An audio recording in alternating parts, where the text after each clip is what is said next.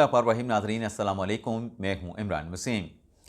नज़ीबानी तहरीक इंसाफ इमरान खान की हमशीरा अलीमा ख़ान की तरफ से बड़े बड़े दावे किए गए, लेकिन वो तमाम दावे अलीमा आपा के धरे रह गए।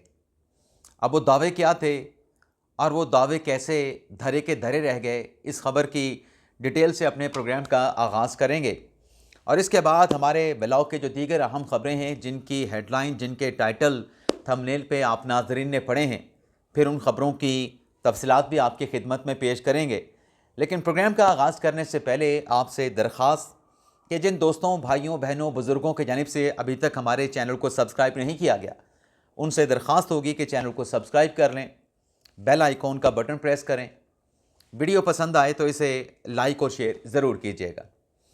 तो अलीमा आपा के दावे क्या थे, इस खबर से व्लॉग का आगाज़ करते हैं। नाज़रीन, आप जानते हैं कि इमरान खान साहब की बहन अलीमा आपा ने कल एक बड़ा दावा किया था। ना सिर्फ वो दावा कल दोहराया गया, बल्कि चंद रोज़ पहले भी अलीमा आपा की जानिब से इसी नौयत के दावे किए गए थे। अलीमा आपा से हट के उनके जो वकील हैं फैसल मलिक साहब, उन्होंने तो अदालत में जाके शर्त रख दी और दावा कर दिया कि जब तक अलीमा खान साहबा का जो बैंक अकाउंट्स हैं, जो शनाख्ती कार्ड और पासपोर्ट है, जब तक अदालत की जानिब से उनको अनब्लॉक करने का ऑर्डर जारी नहीं किया जाएगा, अलीमा आपा जज अमजद अली शाह साहब की अदालत में उनसे कहा गया कि आपकी अदालत में वो पेश नहीं होंगी।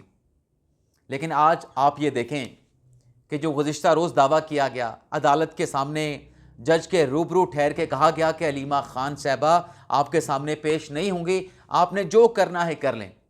सबसे पहले आपको अलीमा आपा के अकाउंट्स, पासपोर्ट और बैंक अकाउंट को डी फ्रीज करना होगा, अनब्लॉक करना होगा, फिर अलीमा आपा आपकी अदालत में पेश होंगी।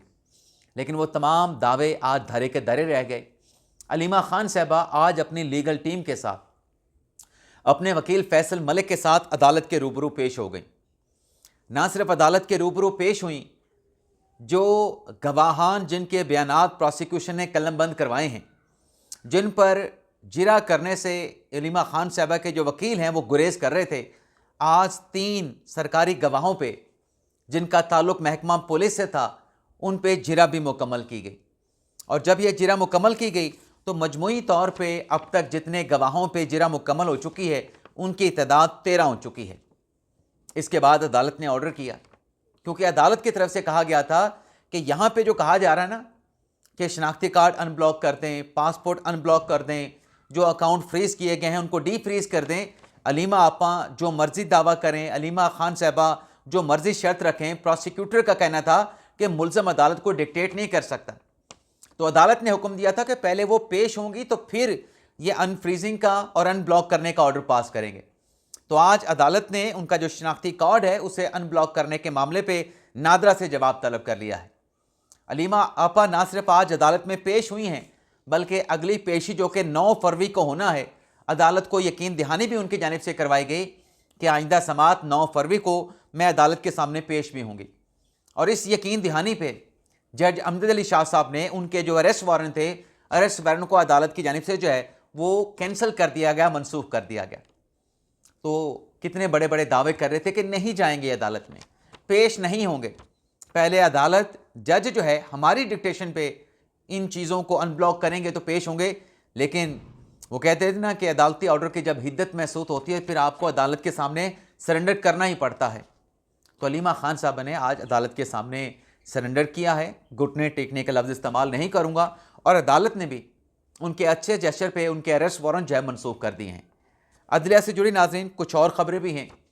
सानिया गुल प्लाजा, जिस पर MKM जमात इस्लामी की जानिब से जुडिशल कमीशन बनाने का तकाजा किया जा रहा था, तो अब सिंध हुकूमत ने इस पर जुडिशल कमीशन बनाने का जो फैसला किया, उस पर chief justice Sindh high court ने जस्टिस आगा फैज़ल को जुडिशल कमीशन का सरबराह नामजद कर दिया है। अब जस्टिस आगा जो हैं सिंध हाई कोर्ट के, वो सानिया गुल प्लाजा के मामले की इंक्वायरी करेंगे कि गुल प्लाजा में आग कैसे लगी, उसकी वजूहात क्या थी। तो ये जुडिशल कमीशन जो है आज उसके सरबराह की जो है वो नॉमिनेशन कर दी गई है। लेकिन अदालत से नाज़रीन एक और ख़बर भी है, और वो ख़बर है नाज़रीन फवाद चौधरी साहब से मुतल्लिक।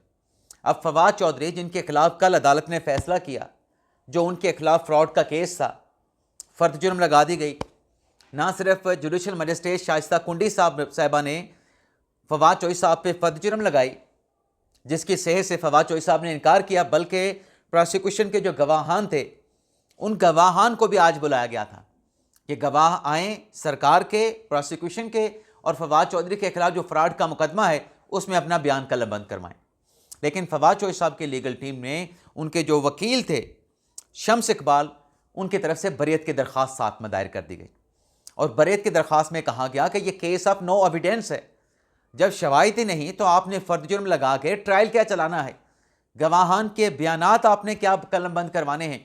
तो आज अदालत में जो प्रोसिक्यूशन के गवाहान थे उनके बयान कलमबंद होने से पहले जो बरीयत की दरख्वास्त थी शाइस्ता कुंडी के सामने फवाद चौधरी साहब के वकील शम्स इकबाल साहब ने उस दरख्वास्त को आर्गू किया। अदालत के सामने जो रिकॉर्ड था उस रिकॉर्ड से इस बात की निशानदेही की कि इस केस में फवाद चौधरी के खिलाफ कोई शवाहिद है ही नहीं, तो ये बरीयत का केस बनता है। आप फवाद चौधरी साहब के खिलाफ ट्रायल प्रोसीड करने के बजाय उन्हें इस केस से बरी करें।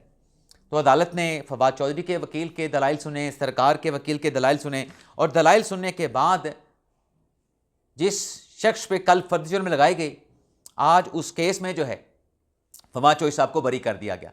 अब इसमें उनकी गिरफ्तारी हुई, फवाद चौधरी साहब की गिरफ्तारी के बाद आज इस केस में फवाद चौधरी साहब की बरीयत हो गई।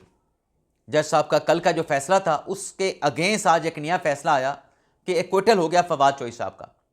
लेकिन इसके साथ साथ नाज़रीन, यहाँ पर तो बरीयत हुई है, लेकिन पाकिस्तान तहरीक इंसाफ के रहनुमा जनाब रऊफ़ हसन साहब, उनके खिलाफ चलान दाखिल करने के लिए जज जुडिशल मजिस्ट्रेट अब्बास शाह साहब ने प्रोसिक्यूशन को हुक्म दे दिया है कि 10 फरवरी तक जो रऊफ़ हसन के खिलाफ केस है सोशल मीडिया पे प्रोपेगेंडे करने का, उस पर आप उनके खिलाफ चलान दाखिल करें।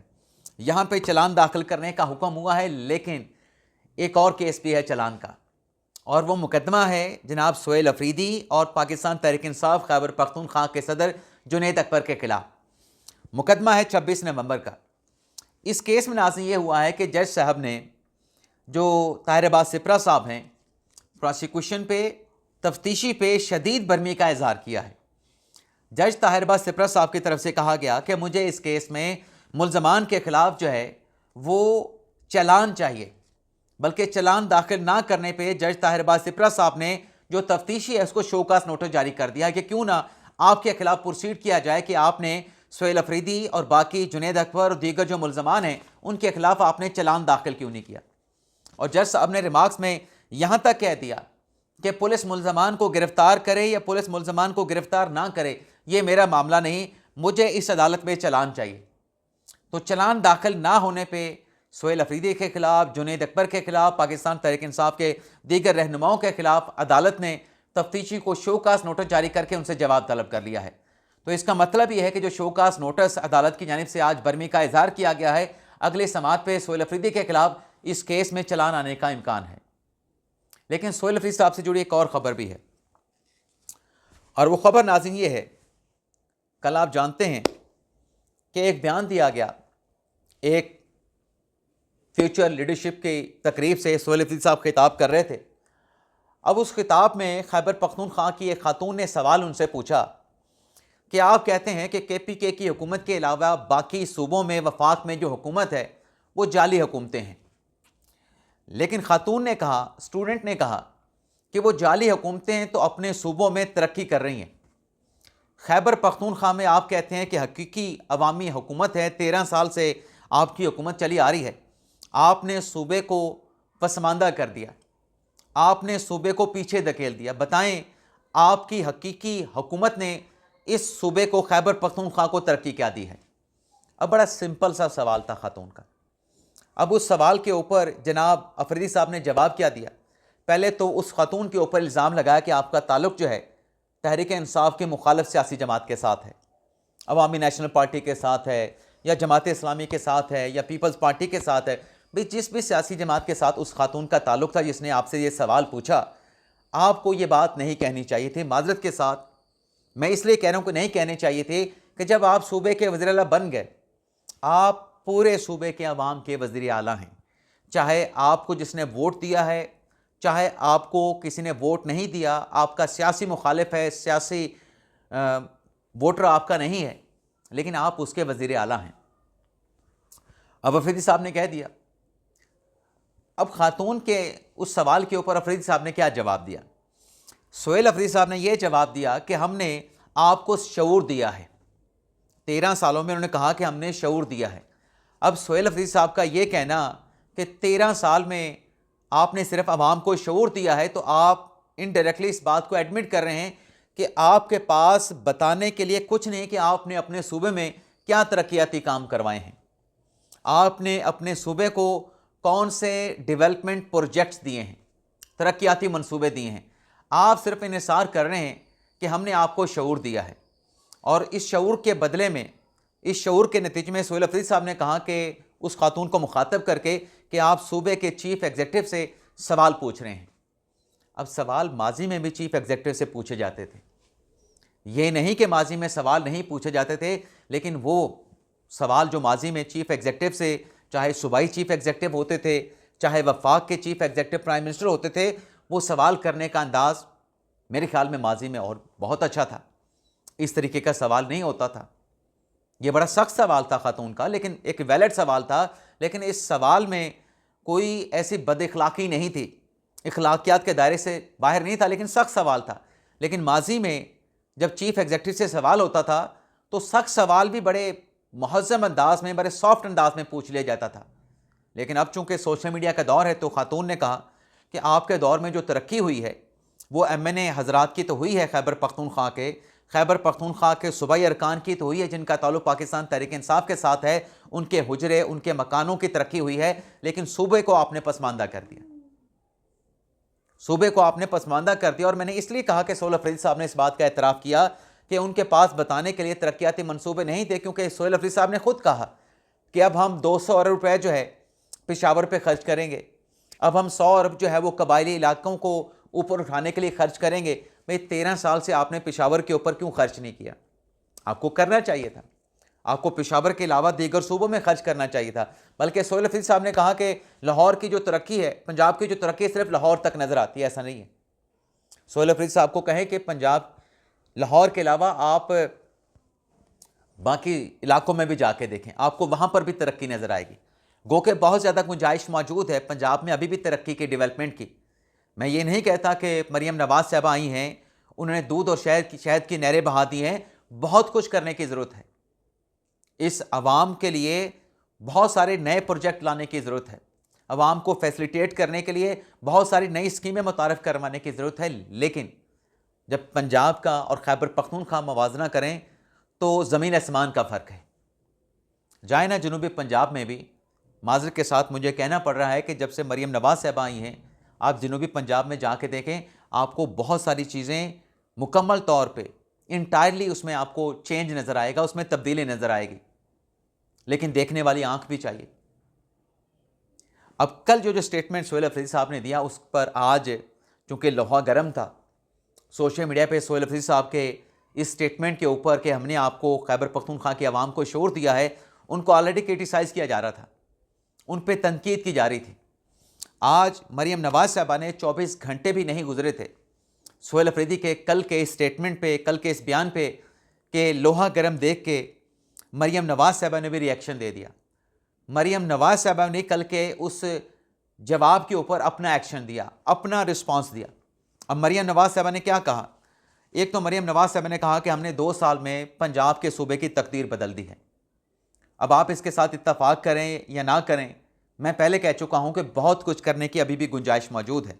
लेकिन नाम लिए बगैर मरियम नवाज़ साहबा ने कहा कि वहाँ सवाल किया गया, वहाँ सवाल किया गया, सोहेल अफरीदी का नाम नहीं लिया, लेकिन उन्होंने कहा कि सवाल किया गया तो जवाब ये आया, तरक्की से मुतल्लिक सवाल था तो जवाब ये आया कि हमने आपको शऊर दिया है। और मरियम नवाज़ साहबा ने कहा कि क्या अब लोगों को अगर दवा चाहिए, लोगों को अगर खाना चाहिए, तो दवा और खाने की जगह पे लोग क्या शऊर खाएंगे? बात तो बिल्कुल दुरुस्त है। वे सवाल आपसे तरक्की का हुआ, आप तरक्की से मुतल्लिक जवाब देने के बजाय आप कहते हैं कि हमने आपको शऊर दिया है। अब जिस शऊर की सोहेल अफरीदी साहब बात कर रहे हैं, अगर उस शऊर को देखें तो हमारी जो अखलाकियात हैं, सोशल मीडिया का जिस तरीके से इस्तेमाल किया गया पिछले चंद सालों में, जिसको शऊर पाकिस्तान तहरीक इंसाफ कह रही है, उसे आसान अल्फाज में, आसान ज़ुबान में गालम गलोच कहते हैं। सोशल मीडिया पे ये कुछ हो रहा है ना, जो आपके साथ है वो ठीक है, वो पाक है, बिल्कुल पाकबाज है, पाकसाज है, और जो आपके साथ नहीं वो चोर है, डाकू है, लुटेरा है, करप्ट है। तो मरियम नवाज साहबा ने आज ऐन मौके के ऊपर, बल्कि मौका भांप के एक सियासी कारीवार किया है कि सुहेल फरीद साहब के पास बताने के लिए कुछ नहीं था। जब उनके अपने सूबे के अवाम में से खातून ने खड़े होकर सवाल पूछा कि तरक्की क्या की है सूबे ने, तो कोई उनके पास जवाब नहीं था। इजाज़त चाहते नाज़रीन। पाकिस्तान जिंदाबाद।